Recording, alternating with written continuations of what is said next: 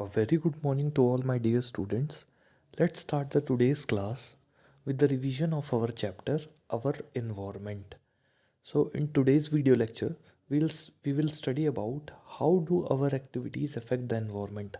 हमारी जो हरकतें हैं वो कैसे हमारे वातावरण को प्रभावित करती हैं, हमारी जो एक्टिविटीज़ हैं वो कैसे हमारे इन्वायरमेंट को प्रभावित करती हैं, वो हम इस लेक्चर में समझेंगे. ओके. तो चलिए मैं हर एक लाइन को रीड करके उसका हिंदी में आपको मतलब समझाऊंगा और आप मेरा वीडियो जो है वो बहुत ही ध्यान से सुनते रहिएगा. ओके. तो चलिए स्टार्ट करते हैं. We are an integral part of the environment. आपको भी पता है कि आप, मैं, हम सब एक बहुत ही ज़रूरी हिस्सा है इस इन्वायरमेंट का. क्यों? क्योंकि हम इन्वायरमेंट के लिए बहुत सारी चीज़ें करते हैं, इन्वायरमेंट हमारे लिए बहुत सारी चीज़ें करती हैं. हम इन्वायरमेंट से बहुत ज़्यादा चीज़ें, रॉ मटेरियल्स लेते हैं और उन रॉ मटेरियल्स का इस्तेमाल करके बहुत सारी ऐसी चीज़ें बनाते हैं जो हमारे लिए बेनिफिशियल हैं. जैसे हम पेड़ काट कर फर्नीचर बनाते हैं जो हमारे घर पर यूज़ होता है. ठीक है. तो ऐसे बहुत सारी चीज़ें हैं जो हमें जंगलों से मिलती हैं या इन्वायरमेंट से मिलती हैं. Okay. Changes in the environment affect us and our activities change the environment around us. जो इन्वायरमेंट में चेंज होते हैं, जो इन्वायरमेंट में चेंज होते हैं वो हमको अफेक्ट करते हैं.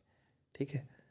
जैसे अगर बाहर सर्दी हो गई तो हम जैकेट निकाल लेते हैं, बाहर गर्मी हो गई तो हम कॉटन के कपड़े पहनने लग जाते हैं. तो जो भी इन्वायरमेंट में चेंज हो रहा है वो हमको भी अफेक्ट करता है और हमारी एक्टिविटीज़ को भी अफेक्ट करता है. ठीक है. और जो हमारी एक्टिविटीज़ हैं उससे इन्वायरमेंट चेंज होती है. अगर हम पेड़ लगाएंगे, अच्छा काम करेंगे, ओके, जानवरों को पालेंगे, पोल्यूशन नहीं फैलाएंगे तो हमारा इन्वायरमेंट शुद्ध रहेगा, प्योर रहेगा. बट अगर हम पोल्यूशन फैलाते हैं, पेड़ों को काटते हैं, तो हमारा इन्वायरमेंट जो है वो बहुत ज़्यादा डिग्रेड होने लगेगा, बेकार होने लगेगा. Okay. We have already seen in class 9th how our activities pollute the environment. हमने क्लास 9th में पढ़ा है पहले ही कि कैसे हमारी जो हरकतें हैं वो एनवायरनमेंट को पोल्यूट करती हैं.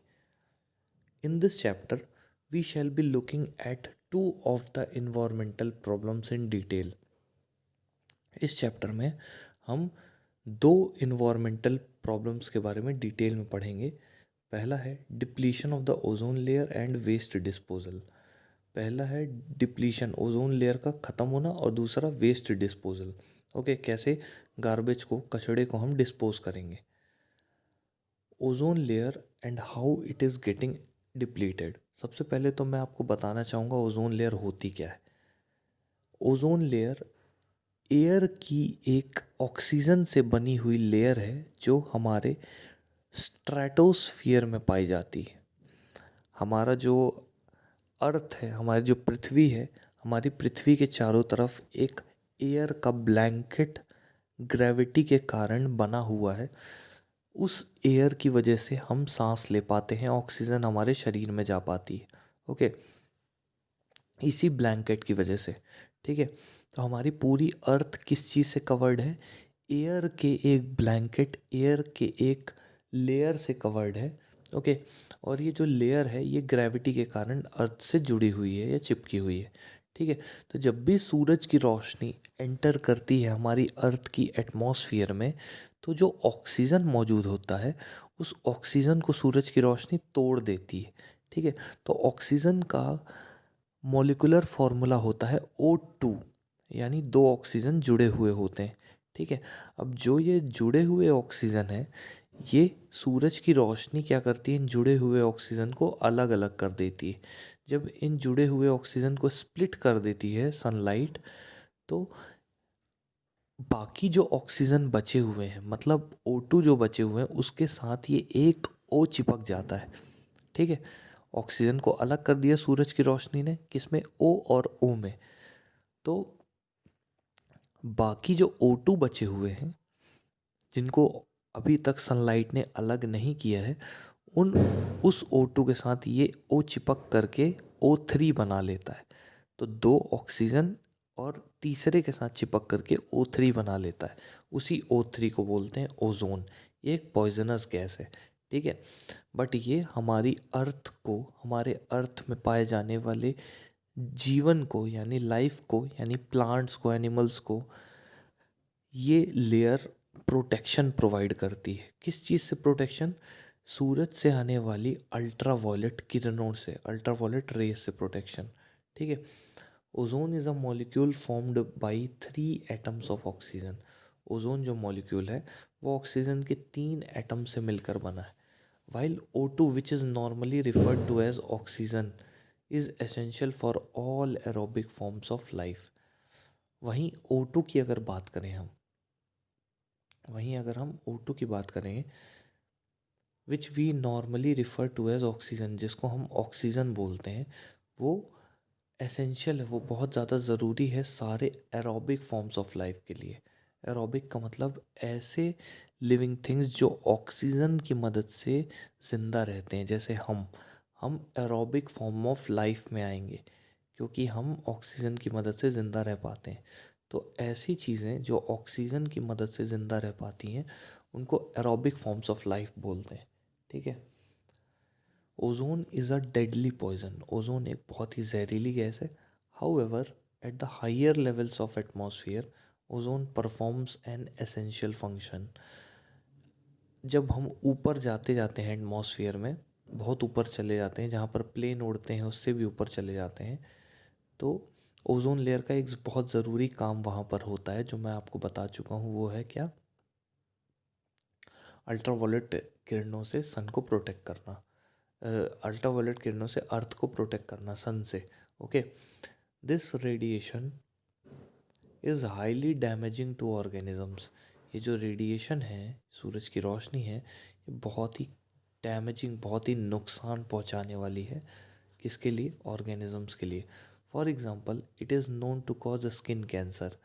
ये जो अल्ट्रावायलेट किरणें हैं, इससे स्किन कैंसर होता है लोगों को, ठीक है। क्या होता है? स्किन कैंसर ह्यूमन बींग्स में। Ozone is a at the higher levels of the atmosphere is the product of ultraviolet radiation। जैसे जैसे हम ऊपर जाते हैं तो अल्ट्रावायलेट रेडिएशन जब ओजोन पर पड़ती है तो ओजोन जब ऑक्सीजन पर पड़ती है तो ऑक्सीजन टूट जाता है O और O में। यहाँ पर आप देख सकते हैं अल्ट्रावायलेट किरणों से जो सूरज से आ रही हैं उनसे ओजोन, ऑक्सीजन जो है वो O और O में टूट जाता है, और बाकी के जो O2 हैं वो इस टूटे हुए ऑक्सीजन से एक O अपने पास चिपका करके ओजोन बना लेते हैं, ठीक है। The higher energy ultraviolet radiation split apart some molecular oxygen. जो हायर एनर्जी अल्ट्रावायलेट रेडिएशन है उससे क्या होता है कि वो क्या करती है, वो कुछ ऑक्सीजन को तोड़ देती है, ठीक है। और जो बाकी के ऑक्सीजन है उनके साथ ये टूटे हुए ऑक्सीजन चिपक करके O3 बना लेते हैं, ठीक है। The higher energy ultraviolet radiation split apart some molecular oxygen into free oxygen atoms. These atoms then combine with the molecular oxygen to form ozone, ठीक है। The amount of ozone in the atmosphere began to drop sharply in 1980s। 1980 के आसपास ozone का जो amount है, जो ozone layer बनी हुई है, वो धीरे धीरे डिप्लीट होना चालू हो गई थी, ठीक है। This decrease has been linked to synthetic chemicals like chlorofluorocarbons. ये जो कमी आई है ओजोन लेयर में, जो छेद हुआ था, ये क्लोरोफ्लोरोकार्बन्स की वजह से हुआ था या CFCs की वजह से हुआ था, ठीक है। Which are used as refrigerants and in fire extinguishers. अभी जो क्लोरोफ्लोरोकार्बन्स है ये रेफ्रिजरेंट्स की तरह यूज़ हुए हैं, ठीक है। फायर एक्सटिंग्विशर वगैरह में ये रेफ्रिजरेंट्स की तरह यूज़ हुए हैं। In 1987, the United Nations Environment Program UNEP succeeded in forging an agreement to free CFC production। तो ये जो यूनाइटेड नेशन इन्वायरमेंट प्रोग्राम है, ये एक एग्रीमेंट जो है जो CFC प्रोडक्शन को सीज कर देगा, ठीक है। यानी क्लोरोफ्लोरोकार्बन का जो प्रोडक्शन है उसके लेवल को ये सीज कर देगा, ठीक है, एट 1986 लेवल्स। It is how now mandatory for all the manufacturing companies to make CFC free refrigerators throughout the world. अब ये बहुत ज़्यादा ज़रूरी हो गया है पूरी दुनिया के लिए कि वो क्लोरोफ्लोरोकार्बन फ्री रेफ्रिजरेटर बनाना चालू करें, ठीक है, और उन्होंने चालू कर भी दिया है। Activity 15.4, find out from the library, internet और newspaper reports which chemicals are responsible for the depletion of ozone layer. तो आपको लाइब्रेरी, इंटरनेट या न्यूज़पेपर रिपोर्ट से ये पता लगाना है कि कौन से ऐसे केमिकल हैं जो ओजोन लेयर के डिप्लीशन के लिए रिस्पॉन्सिबल हैं। Find out if the regulations put in place to control the emission of these chemicals have succeeded in reducing the damage to the ozone layer।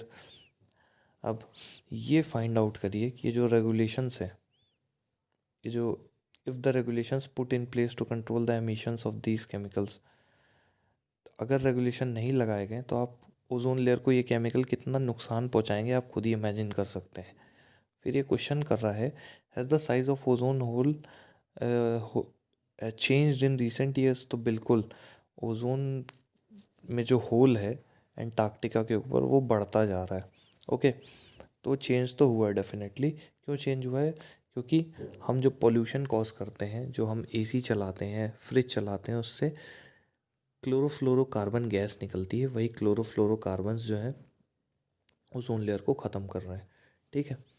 Managing the garbage we produce, जो हम कचड़ा कूड़ा इकट्ठा करते हैं उसको कैसे हम मैनेज करते हैं, ये हमें पढ़ना है। In our daily activities we generate a lot of material that are thrown away. हमारी डेली रोज़मर्रा की ज़िंदगी में हम ऐसा बहुत सारा मटेरियल अपने घर से बाहर फेंकते हैं या कचड़े पे फेंकते हैं जो हमको ज़रूरी नहीं होता है। What are some of these waste materials, इनमें से क्या है कुछ वेस्ट मटेरियल, उनको आपको बताना है। What happens after we throw them away, तो क्या होता है जब हम उन वेस्ट मटेरियल्स को फेंक देते हैं या थ्रो कर देते हैं। Let us perform an activity to find answers to these questions. एक एक्टिविटी हमें करनी है इन क्वेश्चंस का आंसर के लिए, ठीक है। Activity 15.5, collect waste material from your homes. अपने घरों से वेस्ट मटेरियल इकट्ठा कीजिए। This could include all the waste generated during a day. ये जो वेस्ट मटेरियल है, ये सारा का सारा वेस्ट जो दिन भर में इकट्ठा हुआ है वो आपको कलेक्ट करना है।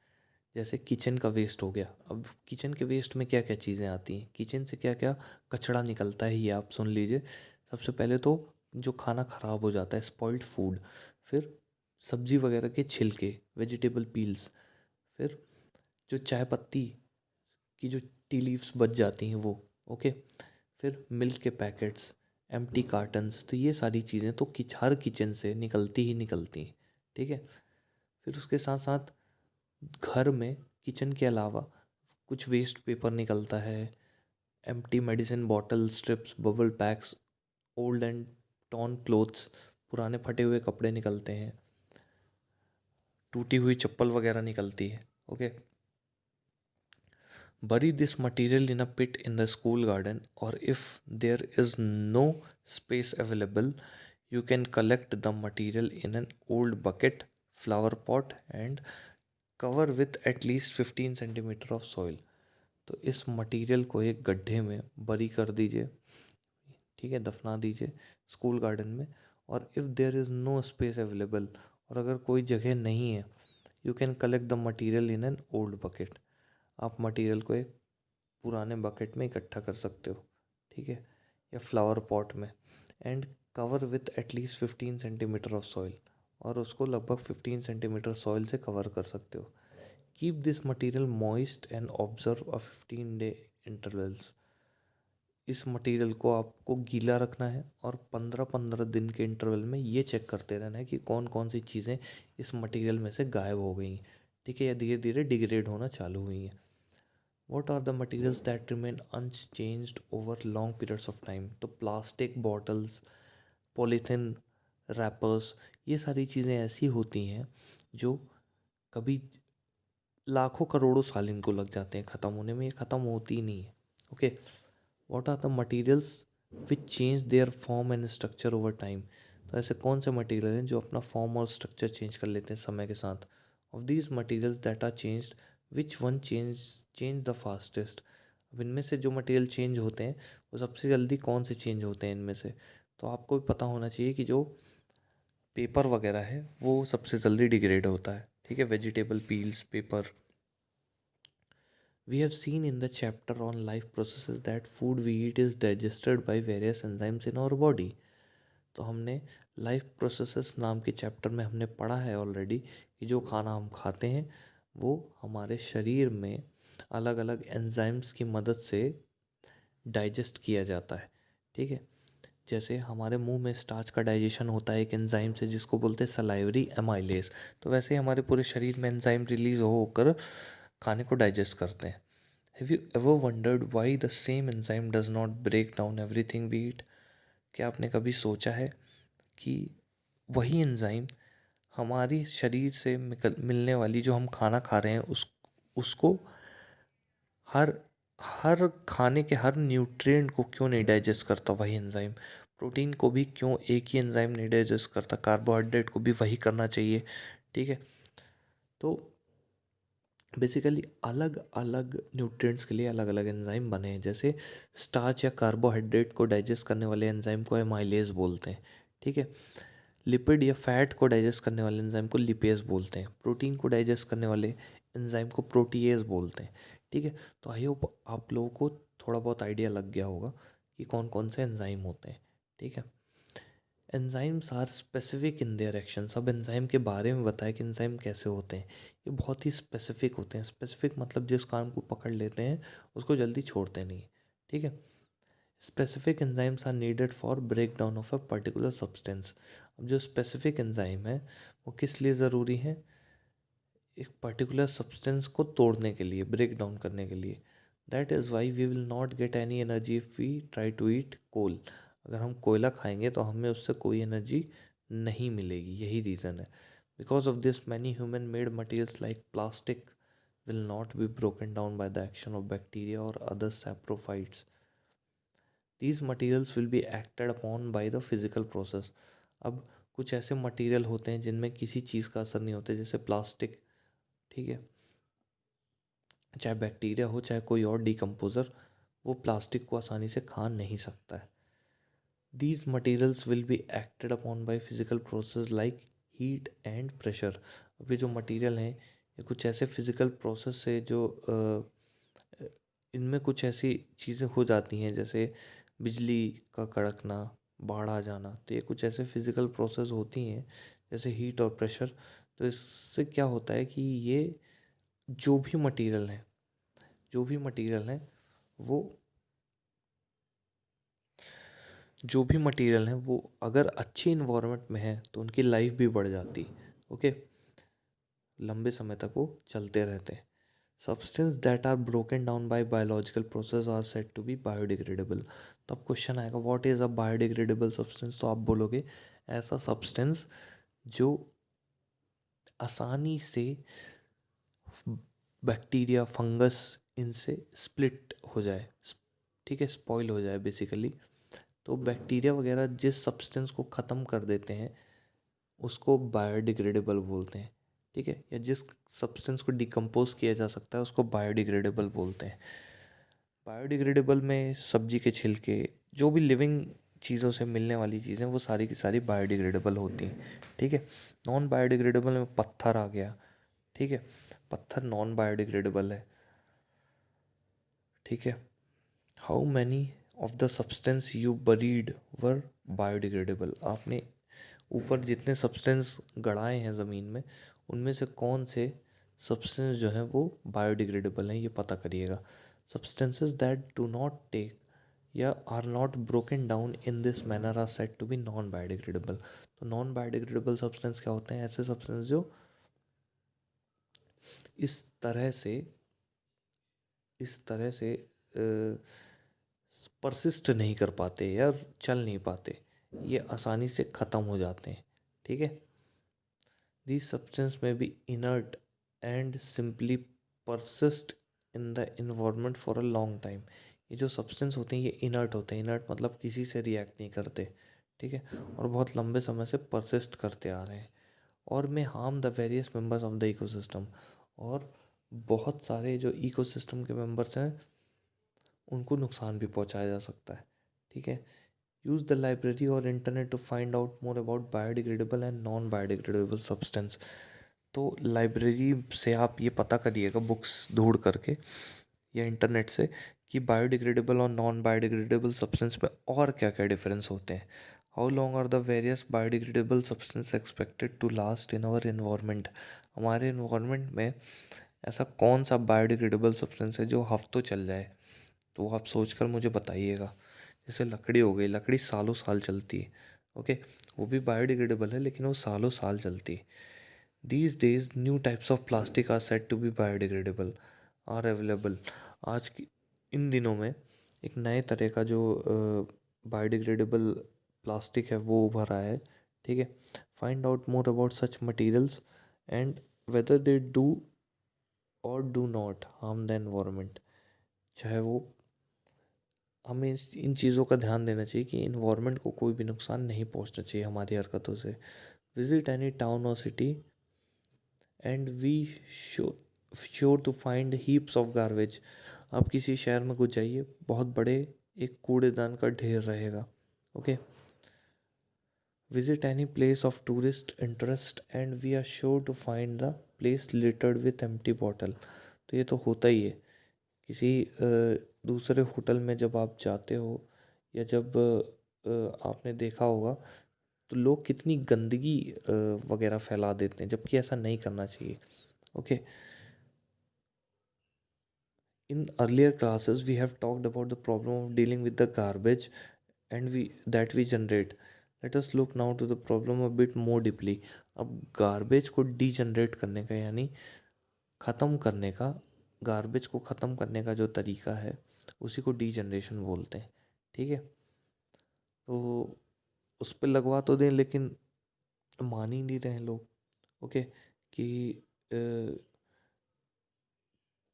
जो लोग हैं उनको एजुकेट किया जाए, उनको शिक्षा दी जाए। ओके। बट लोग जो हैं वो अपनी ज़िद पे कहीं भी खा करके रैपर फेंक देते हैं, कुछ भी कर देते हैं। तो ये लोग समझ नहीं रहे हैं इससे कितना ज़्यादा पोल्यूशन या फिर ऐसी नॉन बायोडिग्रेडेबल चीज़ें फैलती हैं जो कभी ख़त्म नहीं हो सकती। जैसे प्लास्टिक हो गई, पॉलीथीन हो गई। ओके। तो ये सारी चीज़ें। Activity 15.7 find out what happens to the waste generated at home. पता लगाइए कि जो घर पर वेस्ट जनरेट होता है वो उसका क्या हुआ। Is there a system in place to collect this waste. अभी जो सिस्टम, क्या कोई सिस्टम ऐसा बना है जो वेस्ट इकट्ठा हो जाता है उसको कन्वर्ट किया जा सके या उसको यूज़ किया जा सके। बिल्कुल बिल्कुल बना हुआ है। Okay. Find out how the local body या पंचायत या म्यूनिसिपल कॉरपोरेशन या फिर resident welfare association deals with the waste. Waste के साथ कैसे डील करते हैं। Okay. Are there mechanisms in place to treat the biodegradable and non biodegradable substance. तो क्या कोई ऐसा मटेरियल है जो, जस्ट मिनट, क्या कोई ऐसा मैकेनिज़्म, कोई ऐसा चीज़ बनी हुई है जो वेस्ट को बायोडिग्रेडेबल और नॉन बायोडिग्रेडेबल वेस्ट को सेपरेट कर दे। बिल्कुल बनी है। Okay. Calculate how much waste is generated at home in a day. एक दिन में कितना कचरा इकट्ठा हो जाता है घर पर, ये आपको कैलकुलेट करना है। Okay. How much of this waste is biodegradable. इनमें से कितना वेस्ट जो है वो बायोडिग्रेडेबल है। Calculate how much waste is generated in the classroom in a day. एक क्लासरूम में कितना वेस्ट जनरेट होता है एक दिन में, वो भी कैलकुलेट करना है आपको। How much of this waste is biodegradable. अब ये पता लगाना है इनमें से कौन से ऐसे वेस्ट है जो बायोडिग्रेडेबल है। ओके। तो आगे बढ़ते हैं। Improvements in our life style have resulted in greater amounts of waste material generation. जब से हमारी लाइफ स्टाइल जीने की सुधरी है तो ज़्यादा से ज़्यादा वेस्ट इकट्ठा हो जाता है। Changes in the attitude also have to a role to play. अगर आपका एटीट्यूड इन्वायरमेंट बचाने का रहेगा तो आप कभी ऐसी फालतू की चीज़ें नहीं करोगे जिससे इन्वायरमेंट ख़राब हो। Okay. Changes in packaging have resulted in much more of our waste becoming non biodegradable. तो अगर हम पैकिंग में चेंज कर दें तो किसी भी वेस्ट को हम नॉन बायोडिग्रेडेबल बना सकते हैं। What do you think will be the impact of these on our environment? हमारे एनवायरनमेंट में इस चीज़ का क्या इम्पैक्ट पड़ेगा, ये हम समझेंगे। ओके, फिर डिस्पोजेबल कप्स, ये आप अपने से रीड कर लीजिएगा, इसमें बहुत अच्छी बात लिखी हुई है। ओके, तो स्टूडेंट्स इस चैप्टर का रिवीजन आपका ख़त्म हो चुका है। आई होप आप लोग घर पर पढ़ रहे होंगे, और जो नहीं पढ़ रहा है उससे मेरी सिंसियर रिक्वेस्ट है, हम्बल रिक्वेस्ट है कि आप लोग पढ़ाई चालू कर दीजिए। ओके, और जो भी डाउट्स हैं हम लोगों से पूछिए। So students, that's all for now. Thank you so much.